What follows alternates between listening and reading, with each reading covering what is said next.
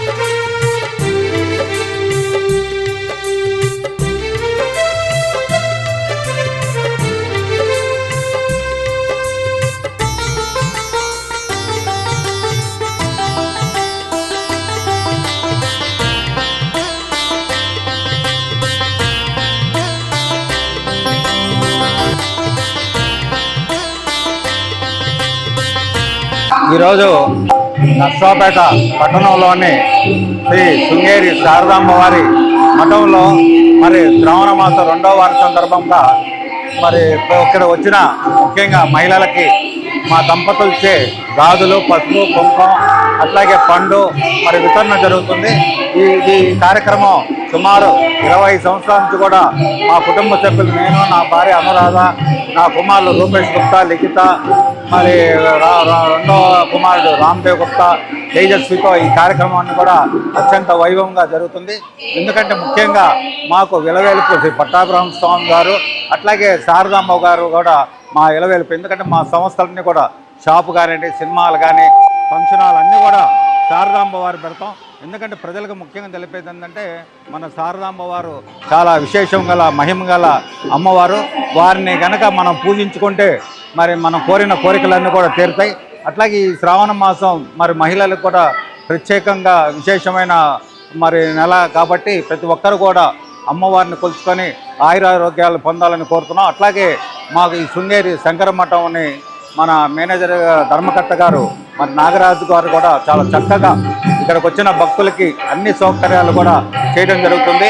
ఈ 2వ వారం విశేషంగా ఏంటంటే మన నర్సరావుపేట అన్నమాచార్యులు జొన్నగడ్డ శ్రీరామ్మూర్తి గారు భజన కార్యక్రమం, అట్లాగే మన అమ్మవారి భజనా సంఘం, మరి అట్లాగే పాండురంగ స్వామి భజనా సంఘం మహిళలచే ఈ కార్యక్రమం కూడా జరుగుతుంది. కాబట్టి ఇక్కడ వచ్చిన భక్తులకి, మహిళలకి అందరికీ కూడా మరి అమ్మవారు ఆయురారోగ్యాలు ఇవ్వాలని ముఖ్యంగా కోరుకుంటున్నాం.